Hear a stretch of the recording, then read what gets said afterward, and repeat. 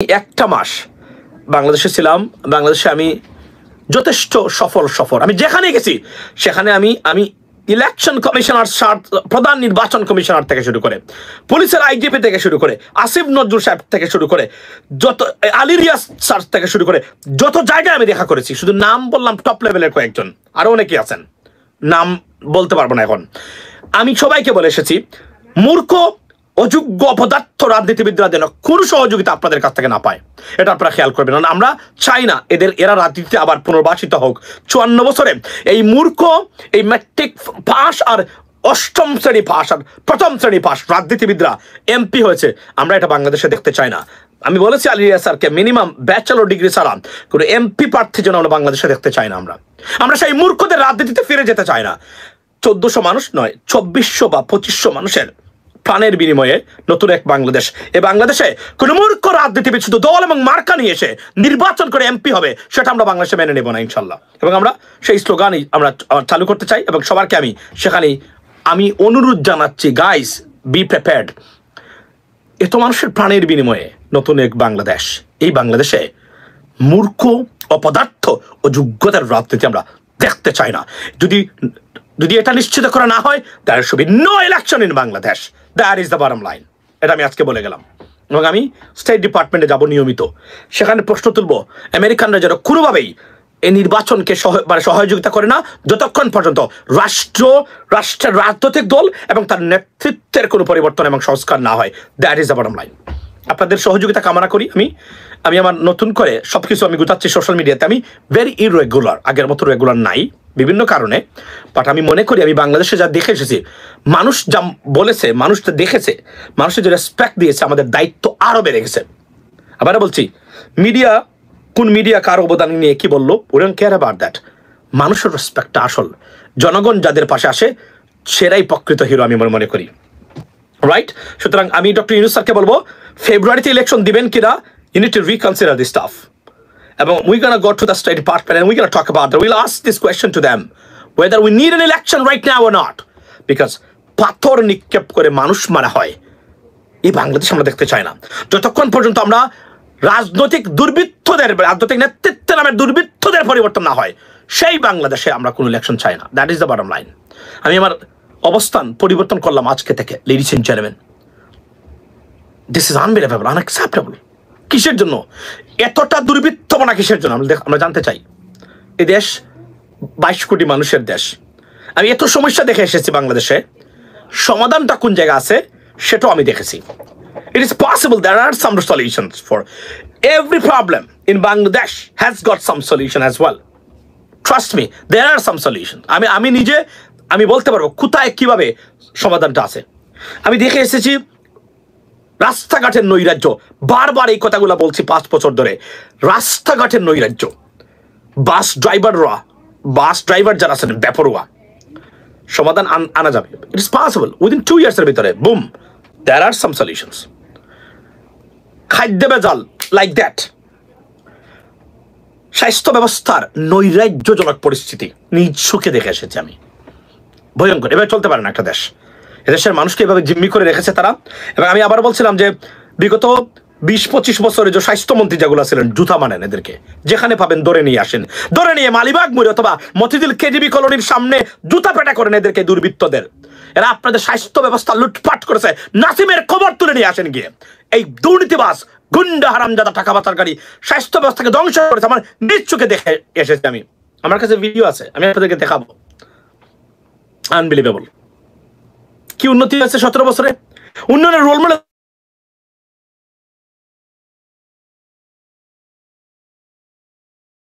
আমাকে আপনারা বলেন, মানে কি উন্নতি করেছে বিগত 17 বছরে এই সরকার, যে সরকার ছিল, এই সরকার কি উন্নতি করেছে স্বাস্থ্য ব্যবস্থায়, এটা আমি দেখতে চাই, মানে শুনতে চাই। কোথায় উন্নয়ন করেছে তারা, আমার নিজের চোখে দেখা। এরা উন্নয়নের রোল মডেল, এদের জন্য জীবন যাচ্ছে, প্রাণ বাপ। আবার শেখ হাসিনাকে আনতে হবে এদেশে। চাটুকার দালালরা এখনো বাংলাদেশে, প্রতিদিন দেখি টক শুতে মাসুদ কামালের মতো বাটপার প্রতারকরা প্রতিদিন, এরাও নাকি জুলাই বিপ্লবের হিরো। ধিক্কার জানাই বিএনপির মিডিয়া সেলকে, যারা আজকে এটা বলেছেন। তারা এই চাটুকার এবং ভারতীয় রয়ের এজেন্টরা বিএনপির মিডিয়া সেল পরিচালনা করে, যেটা আমি বুঝতে পারলাম। বি কেয়ারফুল, ইতিহাস বিকৃতি সহ্য করা হবে না। আমি দেখেছি যে এই কুত্তাদের কোনো 2 টাকার ভ্যালু নাই বাংলাদেশে, আমার নিজ চোখে দেখা। তো এই কুত্তাদেরকে প্রমোট করতে যাবেন, আমরা কিন্তু পাশা লাথি দেব। Be careful. আমি ইলিয়াস পিনাকি হতে চাই না, থাকতে চাই ভদ্রভাবে, যেভাবে আছে সেভাবে। আমাকে বাধ্য করবেন না, কারণ ইতিহাস বিকৃতি, জুলাই বিপ্লবের পরে অনেক ইতিহাস বিকৃত করেছেন, কথা বলে নাই কখনো, দেখেছি খালি। এবার আর সহ্য করা হবে না, কারণ বাংলাদেশে দেখে এসেছে এই কুত্তাদের কোনো ভ্যালু নাই বাংলাদেশে। মানুষ আমাদেরকে যা রেসপেক্ট করে, মানুষ রিকগনাইজ করে, we are the heroes, not them. Be careful. Second thing হলো, সবাইকে ঐক্যবদ্ধভাবে মাঠে নামতে হবে। আবারও এই দুর্বৃত্তায় তো বাংলাদেশ থেকে আমরা মুক্তি চাই, রাইট? This is unbelievable. 22 কোটি মানুষ জিম্মি দুর্বৃত্তায়িত রাজনৈতিক ব্যবস্থা এবং দুর্নীতিগ্রস্ত রাজনৈতিক নেতৃবৃন্দের কাছে। We should not be continue that. We should, I mean, get a grip of it. Trust me. This is times, this মানে বর্তমান সময় দাবি করেছে। Trust me. 5টা বছর একটা ভালো লোক যদি রাষ্ট্র পরিচালনা করে, প্রত্যেকটা সমস্যার সমাধান right there. Trust me. আমি নিজে দেখে এসেছি, মানে সমস্যা কোন জায়গাতে আছে, সমাধানগুলা কিভাবে আছে। You can get the solution right there. We got money, we got resources. শুধুমাত্র সুশাসনের অভাব, কমিটমেন্টের অভাব, দায়িত্বশীলতার অভাবের কারণে আমাদের দেশটা আজকে এই বিপর্যস্ত অবস্থার মধ্যে আছে। তারপরও যথেষ্ট পরিমাণ একটা জিনিস দেখি নাই, সেটা হলো মানুষের ভিতরে মানে ক্ষুধার হাহাকার আমি দেখি নাই বাংলাদেশে। আর আমি বোঝাচ্ছি, আমি আমার সাধারণত একটা স্ট্র্যাটেজি হলো, আমি কোনো ভিক্ষুককে ফিরিয়ে দিই না। 10 টাকা হলে তাকে দেই। অর্থাৎ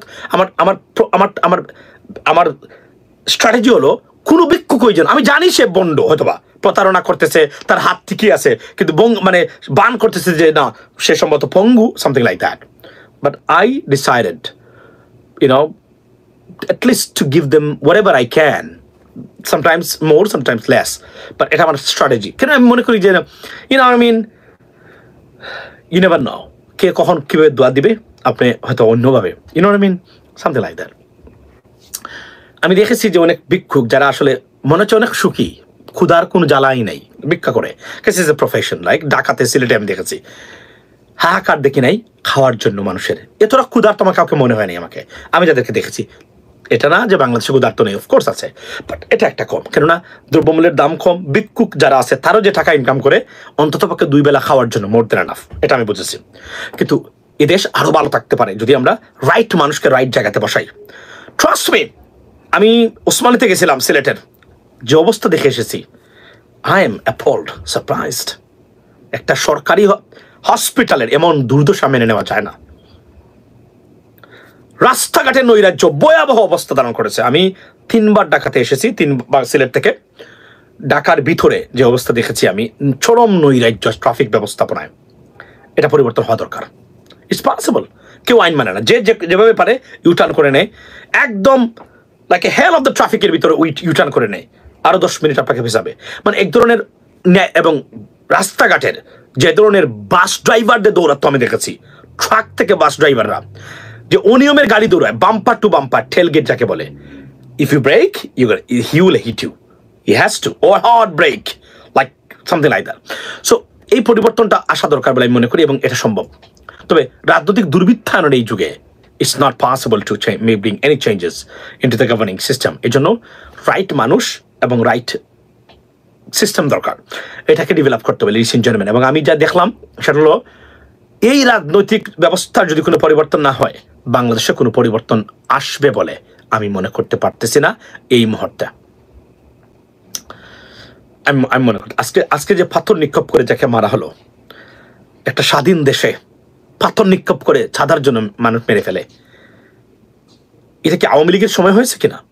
আপনি কল্পনা করে এখন প্রশ্নটা তুলতেই পারেন আপনি। This is unbelievable. এখানে কোনো ষড়যন্ত্র আছে কিনা, কারা এর পিছনে আছে, এগুলা খুঁজে বের করে এটার মানে চূড়ান্ত বিচার দরকার। আমরা এমন বাংলাদেশ চাই না। তবে আমি আবার বলছি, আমি মনে করি নির্বাচন বাংলাদেশের সমস্যার সমাধান করতে পারবে না। We need a serious changes. First of all, রাজনৈতিক দল এবং তাদের নেতৃত্বের পরিবর্তন যদি না হয় এবং সংস্কার না হয়, রাষ্ট্র ব্যবস্থায় বা গভর্নিং ব্যবস্থায় এই পরিবর্তন আসবে বলে আমি এখন মনে করতে পারতেছি না, লেডিস এন্ড জেন্টলম্যান, এটা আমি নিশ্চিত করে বলতে পারি আপনাদেরকে। সো আসুন আমরা ঐক্যবদ্ধ হই এবং এটা পরিবর্তনের জন্য কাজ করি। আমি আজকে প্রায় 1 মাস পরে বলতে গেলে ওই অবস্থায় মানে ইউটিউবে লাইভে আসলাম। আমি বিস্তারিত তুলে ধরবো যে আমি কি কি জায়গায় দেখে এসেছি, কি কি জায়গায়, এবং বাংলাদেশের আমার সফরটা নিয়ে একটা অবজারভেশন বা একটা অবজারভেটরি লাইভ আমি করব আপনাদের সামনে, যে বিষয়গুলো আমি দেখেছি, শুনেছি, নিজ থেকে আমি ডিল করেছি বাংলাদেশে প্রত্যেকটা জায়গায়। আমি যতদিন ছিলাম আমি একটা দিনও আমার জন্য স্পেন্ড করি নাই, আমি আমার শপিং করতে পারি নাই, কিছু গুরুত্বপূর্ণ শপিং ছিল আমার, সেটাও আমি করতে পারি নাই।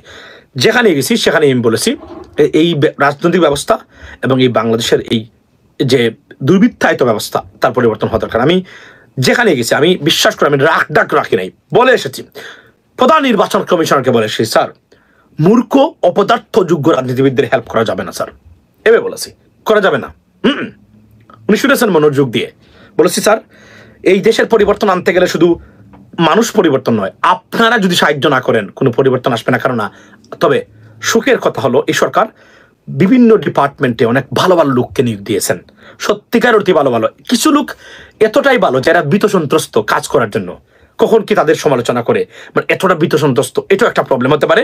কেননা তারা চান, তারা তো এভাবে সমালোচিত হয়ে এর আগে মানে হন নাই, তারা এর জন্য তারা ভেরি স্কেয়ার্ড অফ ইট, মানে মান সম্মানের scared, they are very soft and very to soft to do their business.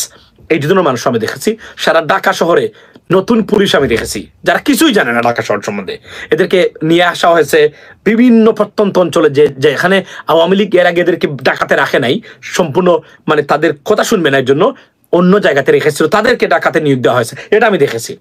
প্রত্যেকটা পুলিশ সদস্য আমার কাছে নতুন মনে হয়েছে ঢাকা শহরে, ট্রাস্ট মি, আমি কথা বলেছি তাদের সাথে।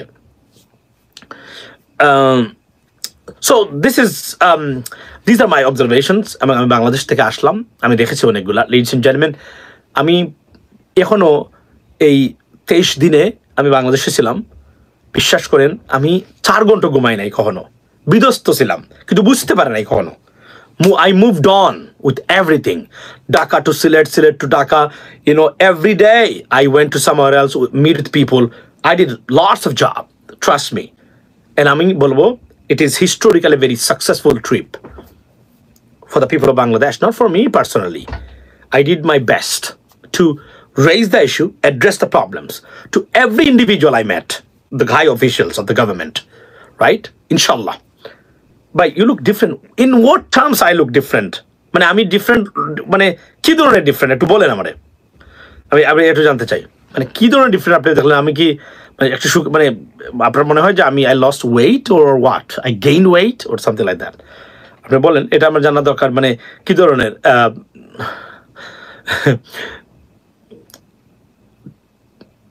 tired?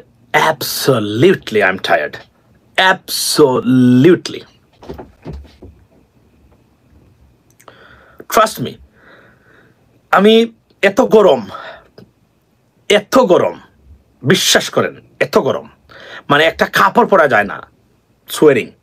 বাট আমি বুঝতেও পারি নাই যে আমি কি ধরনের বিধ্বস্ত অবস্থার মধ্যে ছিলাম। শুধুমাত্র আপনাকে আমি বলি 23টা দিন, একটা দিনও আমি 5 ঘন্টা ঘুমাই নাই, ট্রাস্ট মি, ঘুম আসেও না, আর কখনো টায়ার্ডও ফিল করি নাই। এটাও আমি আপনাদেরকে বলি, কখনো টায়ার্ডও ফিল করি নাই, ইউনো, একদম দেদার্স। এবং এইখান থেকে এখান থেকে প্রতিদিন আমি ঘুরে বেরিয়েছি, বিভিন্ন জায়গায় গিয়েছি, আপনারা হয়তো দেখেন নাই, ফেসবুকে লাইভ দেই নাই, ফটো দেই নাই, but I did. So that is watt. এবং সবচেয়ে বড় জিনিস হলো যে আমি ঘুমাই নাই, এতটা নির্ঘুম মানে কেটেছে। আমি আমার জায়গাতে যখন আসছি আমেরিকাতে, আসার পরে আমার কাছে মনে হয়েছে ও ওয়াও, আমি তো আসলে টায়ার্ড, আমি তো অনেক মানে দৌড়ের উপর ছিলাম, ম্যারাথনের মধ্যে ছিলাম আমি। আমার এখন মনে হচ্ছে, আগে মনে হয় নাই, এখন মনে হচ্ছে আমার শরীর এখন বলতেছে you know what, you come to the place, you come to the right address, now have a relax, see not for mind, মানে এই যে শ্যামলদার ইংলিশ আর কি, বুঝলেন তো আপনি? এটাই, এখন একটু রেস্ট নিলেই ফ্যান্টাস্টিক। তবে বাংলাদেশে আমার কোনো সমস্যা হয় নাই, আমার খাইতেও সমস্যা হয় নাই, বাড়িতে খেয়েছি। এবং আমি আপনাকে বলি, বাসে ঢাকাতে একদিন গেছিলাম, আমি রেস্টুরেন্টের পরিবেশ দেখে ঢাকা থেকে সিলেটে গেছি, আমার পানি খেয়ে আর মানে আর একটা পেপসি বা সম্ভবত মোজোনা সামথিং, আর আমি খাই। এতটা নোংরা পরিবেশ রাস্তাঘাটের, খাওয়ার কোনো পরিবেশই নাই, দেখলেই আপনি বমি আসবে, এমন একটা অবস্থা। এটা মেনে নেওয়া যায় না। এগুলা বিশেষ করে ওই যে আপনার ঢাকা টু সিলেটের যে রেস্টুরেন্টগুলো আছে, আপনি বলেন যদি মানে কি নুরজান, জান্নাত, কি রেস্টুরেন্টগুলো আছে না, Ujanbati, very bad situation. They don't care. আপনার স্লাটার হাউস তো কষাইখানার মতো, মানে আপনার প্রাইস নেবে কিন্তু ন্যূনতম পরিবেশ নাই। আমি জিজ্ঞেস করলাম ম্যানেজারকে যে আপনার ফ্লোরে মানে যতটা মানুষ তার চেয়ে 3 গুণ টিস্যু মানে ফেলে রাখছেন ফ্লোরের ভিতরে, কেউ কি নাই এগুলো পিক আপ করবে? এত মানুষ, এত ওয়াইটার্স অ্যান্ড সার্ভার্স, একজন মানুষকে যদি আপনি এখানে এঙ্গেজ করেন, এগুলো তুলে পরিষ্কার রাখতে পারবে না। কেন পারে না? দে ডোন্ট কেয়ার, বিকজ যারা আসছে তারা তো খেয়ে যাচ্ছে, ভালো মন্দ, ছোট বড়, you know what I mean, ধনী গরিব সবাই, they don't care. It's just like horrible situation. এটা আমি দেখলাম আর কি। আর গাড়ি ড্রাইভারদের গাড়ি পরিচালনা ভয়াবহ।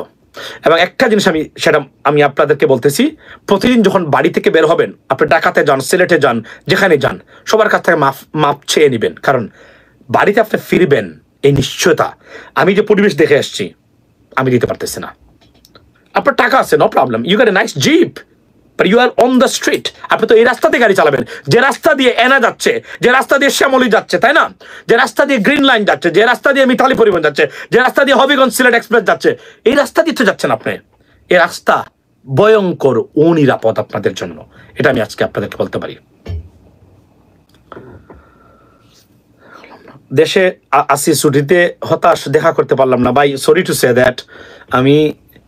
আমাদের অনেক প্রিয় মানুষদের সাথে দেখা হয় নাই, সো স্যাড। এবং এরা খুবই দুঃখ পেয়েছেন, কষ্ট পেয়েছেন মনের ভিতরে। আমাকে মাফ করবেন, আমি অন্য লেভেলে ব্যস্ত থাকার কারণে আপনাদের সাথে আমার দেখা হয় না। অথচ মূলত আপনাদের সাথে আমার দেখা হওয়াটা উচিত ছিল সবার আগে, মানে যারা আছেন। কখনো বলি নাই যে আমি এখানে যাচ্ছি, আসেন আপনারা সবাই, কেননা তারপরও সেফটি কনসার্ন ছিল সবসময়, এজন্য আমাদেরকে এভাবে মেনটেন করে চলাফেরা করতে হয়েছে, বুঝলেন তো। কারণ এই বাংলাদেশে তো এখনো ভারতীয় দালালরা এবং ফেসিস্টদের প্রেতাত্মারা বাংলাদেশে রয়ে গেছে, এগুলো ছিল। যদিও এটা বলা উচিত ছিল বা একদিন অন্তত get together, but coming soon ইনশাল্লাহ, তখন দেখা হবে, কথা হবে আপনাদের সবার সাথে, এটা আমি নিশ্চিত করতে পারি আপনাদেরকে। এবং আমি ঢাকাতে প্রায় 9-10 দিন কাটিয়েছি এই 21 দিনের ভিতরে। 21 দিনের ভিতরে 11 প্রায় 10 দিন আমি ঢাকাতে ছিলাম বিভিন্নভাবে, যেহেতু দেখা করতে হয়েছে, আমার সবার সাথে কথাবার্তা হয়েছে, এইটাই। তো এখন আমি বলি যে বাংলাদেশ যে অবস্থা চলছে এখন, এই যে রাজনৈতিক নৈরাজ্য, সিলেট রুটের খাবার হোটেলগুলিতে খুবই নোংরা পরিবেশ, অফকোর্স ভয়ঙ্কর নোংরা। আমি আপনাদেরকে আজকে বলছি, প্রয়োজনে মৌলভীবাজার বা সিলেট থেকে বেঙ্গল বা 7 টাকা একটা ব্রেড নেবেন, পারলে ভালো 2-1টা গ্রামের কলা নিয়ে নেবেন এখান থেকে, তারপরও এই রেস্টুরেন্টগুলোতে খাবেন না প্লিজ। বিষ খাচ্ছেন আপনারা অতিরিক্ত দাম দিয়ে, নোংরা ডিসকাস্টিং পরিবেশ, কি খাওয়াচ্ছে ইউ হ্যাভ নো আইডিয়া।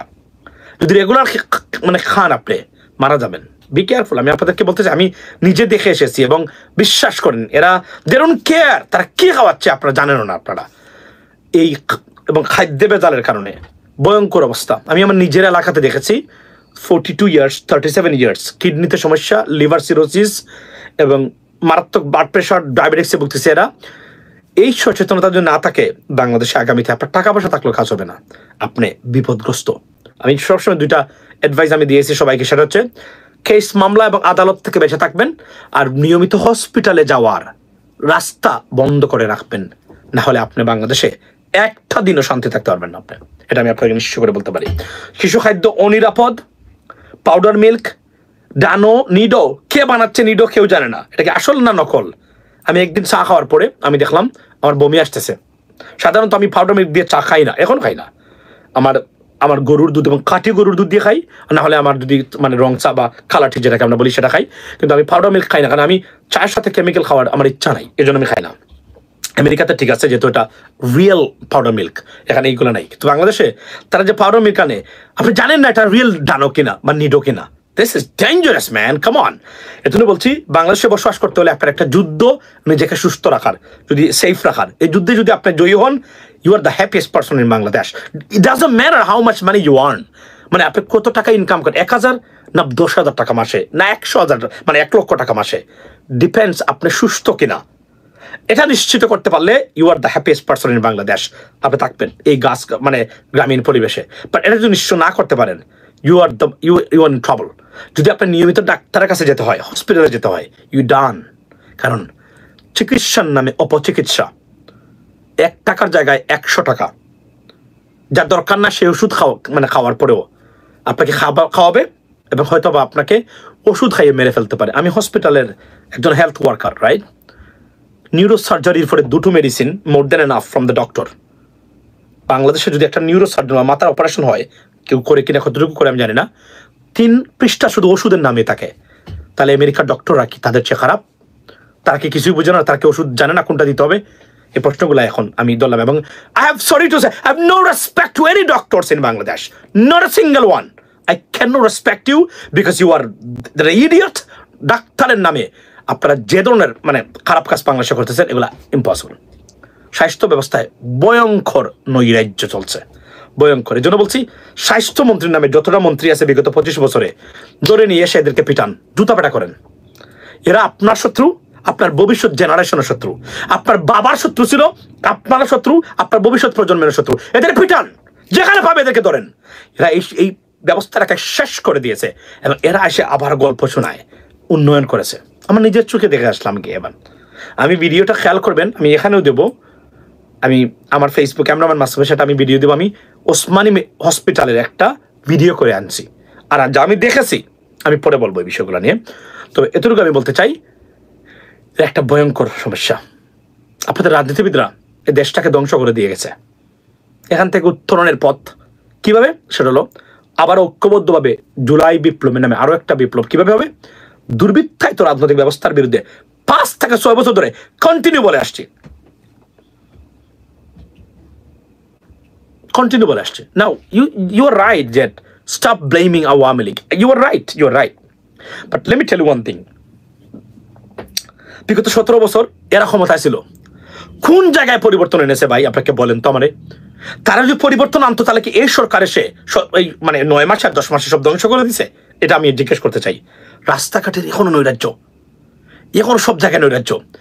আপনি কল্পনা করতে পারেন না, মানে যে ধরনের মানে স্বাস্থ্য ব্যবস্থার যে নৈরাজ্য, ঘুষ, দুর্নীতি, লুটপাট, এক মহা সংকটের নাম বাংলাদেশ। এর থেকে উত্তরণের পথ একটাই, সেটা হলো ড্রাস্টিক রিফর্মস এবং সিরিয়াস অপারেশনাল আপনার এই মেজার্স যদি না নেওয়া হয়, এদেশে কোনো পরিবর্তন আসবে না, এটা আমি নিশ্চয় করে বলতে পারি। তার জন্য আগামীতে আরো একটা বিপ্লব। সে বিপ্লব কি? সৎ এবং যোগ্য মানুষকে রাজনীতিতে নিয়ে এসে প্রয়োজনে নিজের পকেটের টাকা দিয়ে তাকে এমপি বানান, তা আপনার জনপ্রতিনিধি নির্বাচিত করুন। বাঁচতে চান, দল নয়, মার্কা নয়, ব্যক্তি দেখে ভোট দিন, পৌঁছে দিবেন প্রত্যেকটা জায়গায় বাংলাদেশের। That is what you need to do.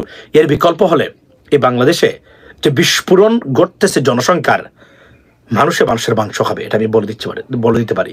এবং রাজনৈতিক দুর্বৃত্তরা এতটাই লুটপাটকারী, এতটা বিবেকহীন দুর্নীতিবাজেরা।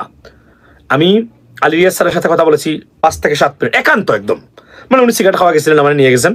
আমি সরি টু সে দ্যাট, আমরা কথা বললাম, ওনাকে আমি বলেছি, উনি আমাকে কি করতে হবে সেটাও আমাকে বলে দিচ্ছেন। কোন জায়গায় প্রবাসীদেরকে নিয়ে বলেছি, আমরা প্রবাসীদের ভোটারের ব্যাপারে বলেছি। আমি এখানে বলে রাখি, যদি প্রবাসী থাকেন আপনারা জেনে রাখবেন, আমি প্রবাসীদের সমস্যা কোন জায়গায় আছে সেটা আসিফ নজরুল সাহেবকে বলেছি, যেহেতু আমরা দেখা করেছি প্রত্যেকটা জায়গায়, আমি এটাই বলেছি।